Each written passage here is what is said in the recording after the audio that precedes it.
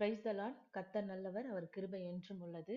இன்று நாளில கூட கர்த்தருடைய வார்த்தை என்னன்னா, ஏசாயா 41ஆம் அதிகாரம் 10வது வசனம். நீ பயப்படாதே, நான் உன்னுடனே இருக்கிறேன். திகையாதே, நான் உன் தேவன். நான் உன்னை பலப்படுத்தி உனக்கு சகாயம் பண்ணுவேன். என் நீதியின் வலது கரத்தினால் நான் உன்னை தாங்குவேன். என் நீதியின் வலது கரத்தினால் உன்னை தாங்குவேன். பயப்படாதே மகளே, இன்னைக்கான கர்த்தருடைய வார்த்தை. நீ பயப்படாதே மகளே, நான் உன்னுடனே இருக்கிறேன். பயப்படாத. எதற்காக நீ பயப்படுற? ஏசாயா 41:10 மட்டுமல்ல, அநேக வசனங்கள் 365 நாட்களுக்கும் கர்த்தருடைய வார்த்தை இடைப்படுகிறது. என்னவென்றால், நீ பயப்படாதே. பயப்படாதே மகளே, பயப்படாதே மகனே, நான் உன்னோடு கூட இருக்கிறேன். உடனே என்ன ஆகும்? பயப்படுற ஒரு காரியம். நம்மளுடைய பலவீனம் என்னன்னா பயம். நம்மளுடைய பலவீனமே பயம். அதனாலதான் 365 நாட்களுக்கும் ஆண்டவர் நம்மளுடைய தேவனாகிய கர்த்தர் சொல்லுகிற காரியம் என்னவென்றால், பயப்படாதே மகளே.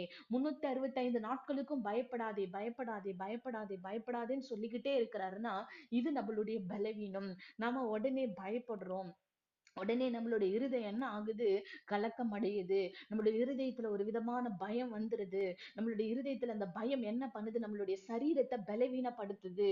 நிறைய பேருக்கு பலவீனம் எப்படி வரும்னா, இருதயத்தின் பயத்தினால பலவீனம் வரும். எனக்கு அப்படி இருக்குமோ, எனக்கு இப்படி இருக்குமோ, எனக்கு ஏதாவது ஒரு வேலை இப்படி நடந்துருமோ, என் குடும்பத்துல ஒரு விதமான பதட்டம், எப்பொழுதும் பாத்தீங்கன்னா ஒரு நர்வஸ்னஸ் இருக்கும். எப்பொழுதும் அவங்களுடைய இருதயத்துல ஒரு பயம் குடிக்கொண்டுகிட்டே இருக்கும். என் வீட்டுல இது நடந்துருமா, என் வீட்டுல அந்த அசம்பாவிதம் நடந்துருமா, என் பிள்ளைகளுடைய வாழ்க்கையில இது மாதிரி ஏதாவது நடந்துருமா, என் குடும்பத்துல அப்படி இருக்குமா, ஒரு சின்ன தலைவலி வரும்போது எனக்கு ஏதாவது இருக்குமா, ஒரு வயிறு வலி வரும்போது ஒருவேளை இது கேன்சரா இருக்குமா, என் கால் இந்த பலவீனம் இருக்கு, ஒருவேளை வருங்காலத்துல எனக்கு கால் எடுக்கக்கூடிய சூழ்நிலைகள் வருமா, என் கையில இந்த பலவீனம் இருக்கு.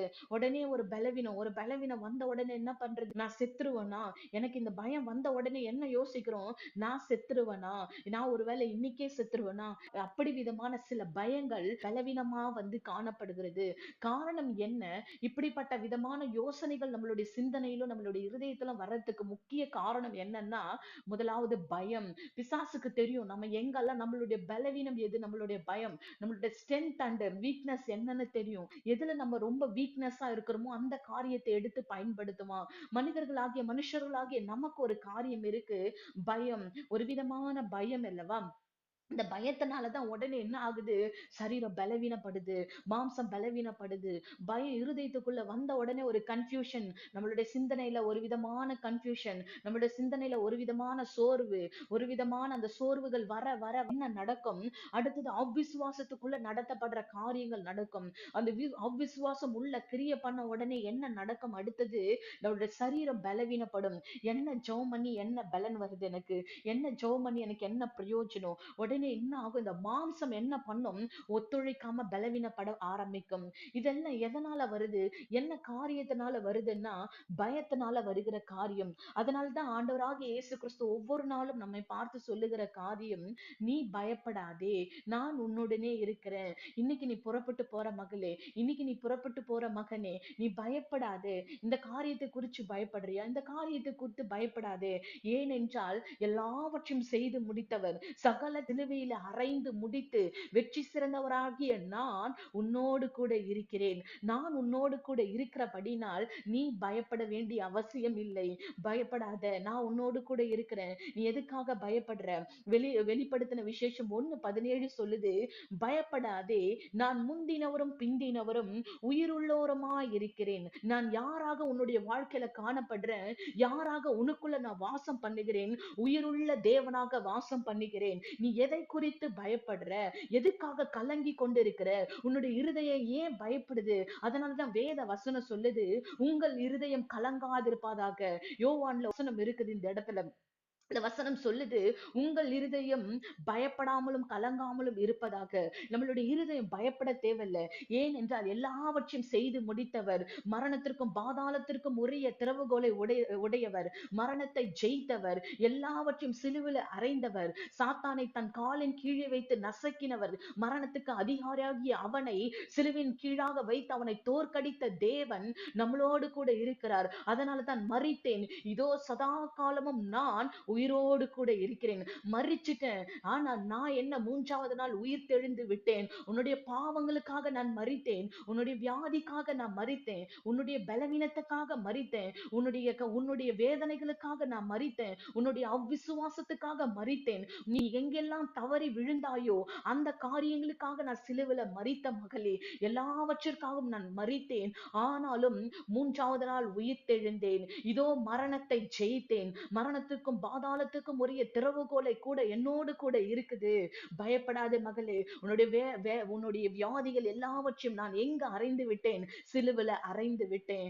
நான் ஜீவனுள்ள தேவன் உன்னோடு கூட இருக்கிறேன். உன் பலவீனங்களை சிலுவையில அறைந்து விட்டேன். உன்னுடைய வியாதிகளை சிலுவையில அறைந்து விட்டேன். உன்னுடைய அவமானங்களை நான் எங்க அறைந்து விட்டேன்? சிலுவையில அறைந்து விட்டேன். ஐயோ, இந்த காரியத்தை குறிச்சு உடனே ஒரு பயம். ஐயோ, எனக்கு பயம், இந்த அவமானம் வந்துருமா? இந்த அவமானம் என் குடும்பத்துக்குள்ள வந்துருமா? இந்த காரியத்துல எனக்கு அவமானம் வந்துருமா? இந்த காரியத்துல நான் வெட்கப்பட்டு போயிடுவேனா? இல்ல ஒருவேளை என்னுடைய சரீரம் இப்படியே ஒத்துழைக்காம கடைசி வரையும் நான் இப்படியே இருந்துருவேனேன்னு சொல்லிட்டு ஒருவேளை நம்மளுடைய இருதயத்துல ஒரு விதமான பயத்தோட கூட கலக்கத்தோட கூட ஒருவேளை இங்க வந்திருந்தா, கர்த்தருடைய வசனம் இப்படியா சொல்லுது, இதோ நான் முந்தினவரும் பிந்தினவருமா இருக்கிறேன். வெளிப்படுத்தல் 1:17 சொல்லுது, நீ பயப்படாதே மகளே, உயிருள்ளோருமா இருக்கிறேன். நான் உயிருள்ள தேவன். அவர் நமக்காக சிலுவில அறைந்து எல்லாவற்றையும் வெற்றி சிறந்தவராய் காணப்படுகிறார். ஜீவனுள்ள தேவன், நம்மளுடைய தேவனாகிய இயேசு கிறிஸ்து இரட்சகர், நமக்காக மீண்டும் உயிர்த்தெழுந்த தேவன். அந்த ஜீவனுள்ள தேவன் நம்மோடு கூட இருக்கிறபடியினால் நாம் எதை குறித்தும் என்ன பண்ண வேண்டாம்? பயப்பட வேண்டாம். ஒருவேளை எதையாவது குறித்து நம்மளுடைய இருதயத்துல பயந்து கொண்டு இருப்போமா? ஒருவேளை ஏதாவது ஒரு காரியத்தை குறித்து நம்மளுடைய இருதயத்துல யோசனை செய்து கொண்டு அதை குறித்தே நம்ம யோசனையா இருப்போம்னா, அந்த காரியங்களை குறித்து ஆண்டவர் சொல்றாரு, பயப்படாதே மகளே, இந்த காரியத்தை குறித்து பயப்படாதே, இந்த காரியம் எனக்கு எப்படி நடக்கும் என்று பயப்படாதே, என்னுடைய பலவீனம் என்னை என்ன பண்ணுன்னு சொல்லி பயப்படாதே, என் குடும்பத்துல இந்த காரியம் என்னை என்னவா ஆக்கும்னு சொல்லி பயப்படாதே. ஜீவனுள்ள தேவன் உன்னோடு கூட இருக்கிறேன். எதற்காக நான் மரித்தேன்? உனக்காக நான் மரித்தேன். உன்னுடைய காரியங்களுக்காக மரித்தேன். உன்னுடைய பலவீனத்துக்காக மரித்தேன். இயேசு கிறிஸ்து என்ன பண்றாரு? மரித்து சகலத்தையும் சிலுவையின் மேல் ஜெயித்தவராய், வெற்றி சிறந்தவராய் என்ன பண்றாரு? 3ஆம் நாள் உயிர்த்தெழுந்த தேவன். அதனால நம்ம என்ன பண்ண வேண்டாம்? எதை குறித்து நம்ம கலக்கம் அடைய தேவையில்ல. எந்த காரியத்தை குறித்தும் व्यसனப்பட தேவையில்ல. ஜீவனுள்ள தேவன் நம்மோடு கூட இருக்கிறாருங்க. அவர் எதற்காக 3ஆம் நாள் உயிர்த்தெழுந்தார்? இதோ நான் புறப்பட்டு போறேன், ஆனாலும் நான் என்ன பண்ண, உங்களுக்கு ஒரு தேற்றரவாளனை நான் அனுப்புறேன். என் ஜனங்க ஒரு நாளும் வெட்கப்பட்டு போக கூடாது. என் ஜனங்க அலைந்து திரிய கூடாது. என் ஜனங்கள் மேய்ப்பன் இல்லாத ஆடுகளைப் போல அலைந்து திரியக்கூடாது. அதனால நான் என்ன பண்ண போறேன்? இதோ நான் பரத்துக்கு ஏறி போறேன், நான் பரம் ஏறி போறேன். ஆனாலும் நான் உங்களுக்காக யாரை அனுப்புகிறேன்? ஒரு தேற்றரவாளனை அனுப்புகிறேன். ஆவியானவரை, வாக்கு கடங்கா பெருமூச்சுகளோடு நமக்காக வேண்டுதல் செய்கிற ஒரு ஆவியானவரை நமக்காக கொடுத்து அனுப்பியிருக்கிறார். அந்த ஆவியானவர் நம்மளோடு கூட இருக்கிறபடியினால் நாம் பயப்பட தேவையில்லை. அந்த ஆவியானவர் நமக்காக அனுப்பியிருக்கிறார். அவருடைய வரங்களை நம் மூலமாக செயல்படுத்துவதற்காக அனுப்பியிருக்கிறார். ஒரு முன்மாறியும் பின்மாறியுமான மழையை நம்மளுடைய தேசத்தின் மீதும், நம் மீதும், நம்மளுடைய குடும்பங்களின் மீதும், நம்மளுடைய பிள்ளைகள் மீதும், நம்மளுடைய ஊழியங்களின் மீதும் கட்டவிழ்ப்பதற்காக நமக்காக அவர் அனுப்பியிருக்கிறார். அதனால நம்ம பயப்பட தேவையில்லை.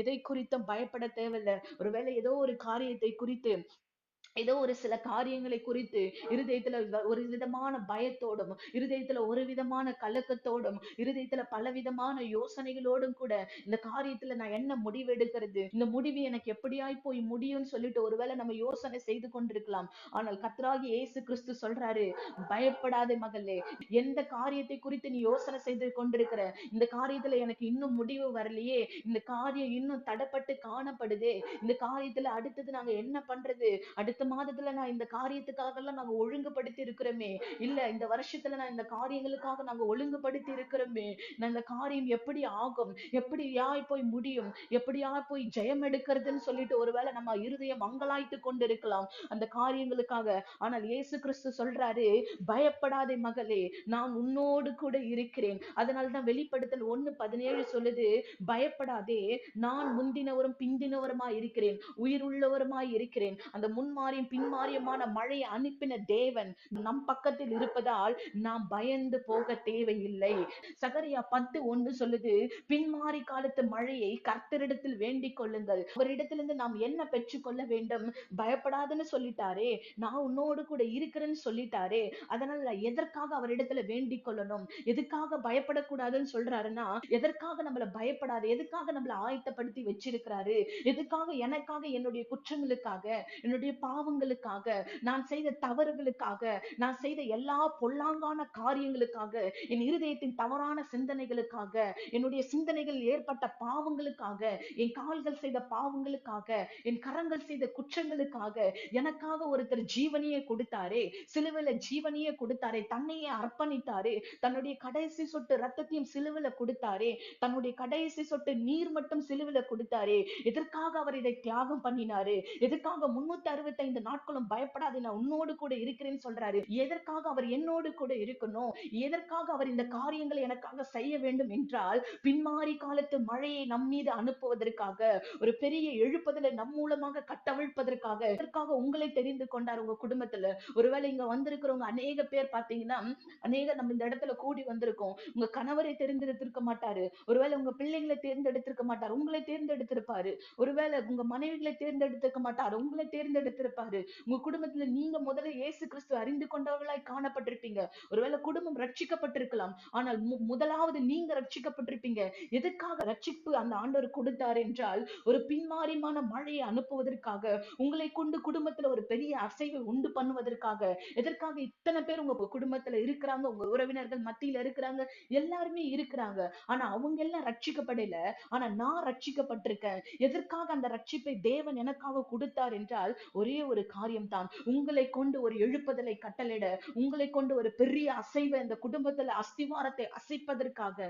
இதுக்காக தான் தேவன் தெரிந்து கொண்ட பாத்திரம் நீங்களும் நானுமா இருக்கிறேன். ஒரு பின்மாரியமான மழையை அனுப்புவதற்கு ஒரு பாத்திரம் இந்த இடத்துல தேவைப்படுது. அந்த குடும்பத்துக்குள்ள ஒரு ரட்சிப்பை அனுப்புவதற்கு, அந்த தேசத்துல ஒரு ரட்சிப்பை அனுப்புவதற்கு, நீங்க இருக்கிற வசிக்கிற அந்த தெருவுல ஒரு ரட்சிப்பை அனுப்புவதற்கு, ஒரு அசைவை உண்டு பண்ணுவதற்காக ஜெபிக்கிற முழங்கால்கள் தேவைப்படுது தேவனுக்கு. அந்த ஜெபிக்கிற முழங்கால்கள் யார் என்றால், நீங்களும் நானும் தான். அதுக்காக தான் உங்களையும் என்னையும் ஆயத்தப்படுத்தி வச்சிருக்கிறாரு. இந்த ரட்சிப்பு சாதாரணமானது கிடையாது. எதற்காக தன் ஜீவனை அவர் கொடுத்திருக்கிறாரு? எதற்காக அவர் என்னோடு கூட இருக்கிறார் என்றால், ஒரு பெரிய அசைவை உண்டு பண்ணுவதற்காக தான் தேவன் நம்மளை தெரிந்து கொண்டிருக்கிறார். யோவேல் 2ஆம் அதிகாரம் 28:1 சொல்லுது, அதற்கு பின்பு நான் மாம்சமான யாவர் மேலும் என் ஆவியை ஊற்றுவேன். அப்பொழுது உங்கள் குமாரரும் உங்கள் குமாரத்திகளும் தீர்க்க தரிசனம் சொல்லுவார்கள். உங்கள் மூப்பர்கள் சொப்பனங்களை காண்பார்கள். உங்கள் வாலிபர்கள் தரிசனங்களை காண்பார்கள். ஊழியக்காரர் மேலும் ஊழியக்காரிகள் மேலும் அந்நாட்களிலே என் ஆவியை ஊற்றுவேன். ஏன் பயப்படாதே மகளே, நான் உன்னோடு கூட இருக்கிறேன். எதற்காக அவர் இந்த காரியத்தை சொன்னார் என்றால், ஒரு முன்மாரி காலத்து மழையை நம் மீது அனுப்புவதற்காக, ஒரு முன்மாரி காலத்து ஒரு அசைவை நம்மை கொண்டு அசைப்பதற்காக, ஊழியக்காரர் மேலும் ஊழியக்காரர்கள் மேலும் அந்நாட்களின் ஆவியை ஊற்றுவதற்காக. எதற்காக உங்களையும் என்னையும் தெரிந்து கொண்டார்? எதற்காக இந்த வசனங்களை அவர் நமக்காக கொடுத்திருக்கிறார் என்றால், அவருடைய ஆவி நம் மீது ஊற்றுவதற்காக. அந்நாட்களிலே என்ன பண்ணுவாரு? ஒரு முன்மாறி பின்மாறுமான மழையை நான் ஊற்றுவேன், என் ஆவியை உங்கள் மீது ஊற்றுவேன். அவருடைய ஆவி ஊற்றப்படுவதற்கும், தரிசனங்கள் காண்பதற்கும், சொப்பனங்கள் காண்பதற்கும், ஒரு பெரிய அசைவை நம் குடும்பங்கள்ல ஒரு மிகப்பெரிய அசைவை உண்டு பண்ணுவதற்காகத்தான் தேவன் உங்களையும் என்னையும் தெரிந்து கொண்டார். அதனாலதான் பயப்படாதே மகளே. ஒருவேளை சுவிசேஷத்தை பிரசங்கிப்பதற்காக நீ பயப்படுறியா? ஒருவேளை நான் ரட்சிக்கப்பட்டேன்னு சொல்லி என் குடும்பத்துல நான் ரட்சிக்கப்பட்டுட்டேன், நான் ஞானஸ்தானம் எடுத்துட்டேன்னு சொல்றதுக்காக நீ பயப்படுறியா? பயப்படாதே மகளே, நான் உன்னோடு கூட இருக்கிறேன். வெளிப்படுத்தின விசேஷம் சொல்லுது, முடிவு பரியந்தமும் உண்மையா இரு, ஜீவ கிரீடத்தை நான் உனக்கு தருவேன். எந்த நாட்கள் வரையும் நாம் உண்மையா இருக்க வேண்டும்? முடிவு பரியந்தமும் உண்மையா இருக்க வேண்டும். அப்படி இருக்கிற பட்சத்துல தேவன் நமக்கு எதை ஆயத்தம் பண்ணி வைத்திருக்கிறார்? ஜீவ கிரீடத்தை ஆயத்தம் பண்ணி வைத்திருக்கிறார். அங்க ஒரு ஸ்தலத்தில் நமக்காக வைத்திருக்கிறார். முடிவு பரியந்தமும் உண்மையா இருக்கும் பொழுது, எதற்காக உன்னோடு கூட இருக்கிறேன்? ஒரு பெரிய அசைவை கட்டவிழ்ப்பதற்காக, உன் குடும்பத்துல ஒரு பெரிய அசைவை உண்டு பண்ணுவதற்கு, உன்னை கொண்டு உன் கணவரை தொடுவதற்கு, உன்னை கொண்டு உன் பிள்ளைகள் மத்தியில ஒரு எழுப்புதலை கட்டளையிடுவதற்கு, உன்னை கொண்டு உன் தெருவுல ஒரு பெரிய அசைவை உண்டு பண்ணுவதற்கு, உன்னை கொண்டு உன் சபையில ஒரு மிகப்பெரிய எழுப்புதலை கட்டளையிடுவதற்காகத்தான் நான் உன்னை தெரிந்து கொண்டேன். அதனாலதான் நான் உன்னோடு கூட இருக்கிறேன். சாதாரணமான வசனம் கிடையாதுங்க. பயப்படாத, ஆண்டவர் சொல்லிட்டாரு, பயப்படாத, நான் உன் கூட இருக்கிறேன் அப்படின்னு சொல்லிட்டு. இதுக்கு பின்பாக ஒரு மிகப்பெரிய காரியம் இருக்குது. சொல்லுது. எதற்காக அவர் என்னோடு கூட இருக்கிறார் என்றால், இந்த தெரிந்து கொண்டப்பட்ட பாத்திரம், அவரால் வளைக்கப்பட்ட இந்த பாத்திரத்தை கொண்டு என் சபையிலும் என் கிராமத்திலும் நான் இருக்கிற பட்டணத்திலும் நான் வசிக்கிற வீட்டிலும் என் பிள்ளைகள் மத்தியிலும் என் குடும்பத்தார் மத்தியிலும் என் உறவினர்கள் மத்தியிலும் ஒரு மிகப்பெரிய எழுப்புதலை தேவன் கட்டளையிடுவதற்காகவும் ஒரு பெரிய அசைவை உண்டு பண்ணுவதற்காகத்தான் தேவன் உங்களையும் என்னையும் தெரிந்து கொண்டார். அதனாலதான் நம்ம குடும்பத்துல எத்தனையோ பேர் இன்னும் நம்ம உறவினர்கள் எல்லாம் தெரியும் யார் யார் ரட்சிக்கப்படலைன்னு சொல்லிட்டு. அநேகர் ரட்சிக்கப்படல, அவங்களுக்காக நம்ம ஜெபம் செய்து கொண்டிருக்கிறோம். இன்னும் அவங்க எல்லாம் ரட்சிக்கப்படாம தேவன் நம்மளையும் உங்களையும் என்னையும் முதலாவது தெரிந்து கொண்ட நோக்கம், தேவ சித்தம் ஒரு மிகப்பெரிய அசைவை உண்டு பண்ணுவதற்காக, உங்களை கொண்டு ஒரு மிகப்பெரிய எழுப்புதலை கட்டளையிடுவதற்காக, உங்களை கொண்டு மிகப்பெரிய காரியங்களை செய்து முடிப்பதற்காகத்தான் தேவன் தெரிந்து கொண்டார். கிதியோனை பார்த்து கூப்பிடும் போது சொல்லுவாரு, கிதியோனேன்னு சொல்லி கூப்பிடும் பொழுது அவர் கிதியோன் சொல்ற ஒரே ஒரு காரியம் சொல்லுவாரு, ஆண்டவரே மனாசேல் என் குடும்பத்துல எல்லாரிலும் நான் சிறியவன், எல்லா குடும்பத்திலும் அந்த வம்சத்திலேயே நான் தான் ரொம்ப சின்னவன், அந்த வம்சத்திலேயே என்னுடைய வம்சம் தான் ரொம்ப சின்ன வம்சம், அந்த சின்ன வம்சத்துல நான் தான் ரொம்ப கடைசியா இருக்கிறேன் அப்படின்னு சொல்லும் போது கர்த்தர் சொல்ற ஒரே ஒரு வார்த்தை, பராக்கிரமசாலியே கர்த்தர் உன்னோடு கூட இருக்கிறார் என்று. பாருங்களேன், அற்பமான கிதியோன் தான் அவனுடைய காரியத்தை அவன் விளக்குறான். அந்த இடத்துல ஆண்டவர் கூப்பிடும் பொழுது, நான் இப்படிதான் இருக்கிறேன், என் குடும்பம் இப்படிதான் காணப்படுதுன்னு சொல்லிட்டு அவனுடைய பார்வை அப்படியா இருந்திருக்கலாம். ஆனால் கர்த்தருடைய பார்வை எப்படிப்பட்டதாய் காணப்படுது, பராக்கிரமசாலியே என்று அழைக்கிறார். ஒருவேளை நம்மளை இன்னைக்கு தேவன், என் குடும்பத்துல யாருமே ரட்சிக்கப்படலப்பா, என்ன மட்டும் ரட்சிப்புக்குள்ள நடத்திட்டீங்களே, என்ன மட்டும் தெரிந்து கொண்டீங்களே, என் குடும்பத்துல யாருக்குமே இன்னும் இயேசுன்ற பேரே தெரியலையே, அந்த ரட்சிப்புன்ற காரியமே அவங்களுக்கு விளங்கலையே, இவ்வளோ காரியம் இருக்குது என் குடும்பத்துல, இன்னும் யாரு நான் ரட்சிக்கப்பட்டேன், ஒருவேளை நான் ஆண்டவரே எனக்கு தெரியும் இயேசு கிறிஸ்து யாருன்னு தெரியும், அந்த சுவிசேஷம் என்னன்னு தெரியும், ஆனா அதை சொல்வதற்கு கூட எனக்கு தைரியம் இல்லையே, அப்படிப்பட்ட ஒரு சூழ்நிலையில இன்னைக்கு நாம இருக்கலாம். ஆனால் கர்த்தராகிய இயேசு கிறிஸ்து சொல்றார், நான் சொன்னா என்ன நடக்கும், ஒருவேளை நான் சொன்னா அதை எடுப்பாங்களான்னு கூட தெரியாதே, நான் சொன்னா அதை எப்படி எடுத்துப்பாங்கன்னு கூட எனக்கு புரியாதேன்னு சொல்லிட்டு ஒருவேளை குழப்பத்தின் மத்தியில கூட நம்ம காணப்படலாம். அன்னைக்கு கிதியோன் சொன்னது அதை தான் சொன்னாரு. ஆனால் கர்த்தருடைய மறு உத்தரவு எப்படிப்பட்டதாய் காணப்பட்டது, அவருடைய பார்வை எப்படிப்பட்டதாய் காணப்படுகிறது. அதனாலதான் உன் வழிகள் என் வழிகள் அல்ல, நாம பார்க்கிற பார்வை அவருடைய பார்க்கிற பார்வை ஒரே மாதிரி இருக்காது, நாம சிந்திக்கிறதும் அவர் சிந்திக்கிறதும் ஒரே மாதிரி இருக்காது. எதெல்லாம் நம்மளால முடியாது, இது இயலாது, இது முடிஞ்சு போச்சுன்னு நினைக்கிறோமோ அது எல்லா காரியங்களுக்கும் முடியும்னு சொல்லி தொடக்கத்தை ஆரம்பிக்கிற தேவன் அவர். அவர் சர்வ வல்லமையுள்ள தேவனா இருக்கிறபடியினால் சகலத்தையும் செய்து முடிப்பவர் அவர். அவர் நம்மோடு கூட இருக்கிறார். அதனாலதான் கிதியோன் அப்படி சொல்லும் போது உடனே சொன்ன காரியம், பராக்கிரமசாலியே. இன்னைக்கு நம்ம பலவீனத்தோடு இருக்கலாம், இன்னைக்கு சில காரியங்களை நம்ம அற்பமா காணப்படலாம், ஒருவேளை குடும்பத்துல அற்பமா காணப்படலாம், ஒருவேளை உறவினர்கள் மத்தியில நீங்க அற்பமா காணப்படலாம், சொந்த பந்தங்கள் மத்தியில அற்பமா இவத்தானே சொல்லி அற்பமா நினைக்கலாம். ஆனால் கர்த்தருடைய பார்வையிலும் கர்த்தருடைய வார்த்தையும் சொல்லுது, பராக்கிரமசாலியே கர்த்தர் உன்னோடு கூட இருக்கிறார் என்று. எதற்காக அவர் நம்மோடு கூட இருக்கிறார், அப்படிப்பட்ட ஜாம்பவான்களையும் மனுஷர்களையும் ஆட்களையும் ரட்சிப்பதற்காக தேவன் தெரிந்து கொண்ட பாத்திரம் நாம தான் இருக்கிறோம். நம்மை கொண்டுதான் ஒரு பெரிய எழுப்புதலை கட்டளையிட போறாரு, நம்மை கொண்டுதான் நம்மளுடைய குடும்பத்துல ஒரு அசைவை உண்டு பண்ண போறாரு, நம்மை கொண்டுதான் சபையில ஒரு எழுப்புதலை கட்டளையிட போறாரு, ஒரு பெரிய அசைவை உண்டு பண்ண போறாரு. அற்பமா தான் இருக்கும், தாளந்துகள் செயல்படாம தான் இருக்கும். சில பேர் நம்மளுக்கு இதெல்லாம் தெரியாது, எனக்கு ஒருவேளை வரங்கள் கூட செயல்படாத முடியாத அளவுக்கு நம்ம அற்பமா தான் மற்றவர்களுடைய பார்வையில இருக்கலாம். ஆனாலும் கர்த்தருடைய வார்த்தை சொல்லுது, பயப்படாதே, பராக்கிரமசாலி நான் உன்னோடு கூட இருக்கிறேன். நம்மை கொண்டு பெரிய காரியங்களை தேவன் செய்வதற்காகத்தான் உங்களையும் என்னையும் தெரிந்து கொண்டார். அதனால்தான் ஆண்டவருடைய வசனம் சொல்லுது ஒவ்வொரு நாளும், பயப்படாதே மகளே, பயப்படாதே, பயப்படாதே, நான் யாரோடு கூட இருக்கிறேன், உன்னோடு கூட இருக்கிறேன். நிறைய காரியங்களை குறித்து நீ பயந்து கொண்டு இருக்கிற, நிறைய காரியங்களை சிந்தித்து பயந்து கொண்டு இருக்கிற, நிறைய காரியங்களை இருதயத்துல வச்சு வசனப்பட்டு கொண்டிருக்கிற, அதனால நீ எப்படியா இரு, பயப்படாதபடி இரு.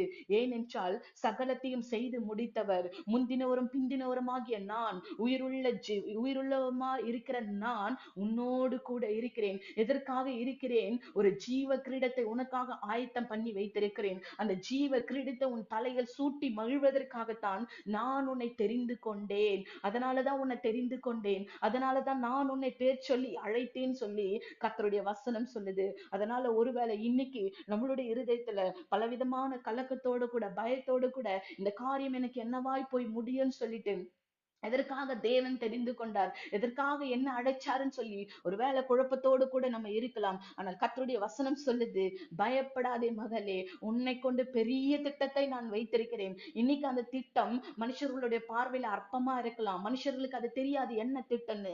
தேவன் ஒருவருக்கே தெரியும், உங்களையும் என்னையும் தாயின் கருவில் எதற்காக தெரிந்து கொண்டார்னு சொல்லிட்டு. அந்த திட்டம் அவர் எக்ஸிக்யூட் பண்ணும் பொழுதுதான் புறஜாதியர் அந்நியருடைய கண்களுக்கு விளங்கும். இது ஆச்சரியமா இருக்கும் அந்த காரியம். சங்கீதத்துல சொல்லுது, புறஜாதியாருக்கு எப்படிப்பட்டதாய் காணப்படும் உங்களையும் என்னையும் கொண்ட திட்டம் இன்னைக்கு அவங்களுக்கு விளங்காது.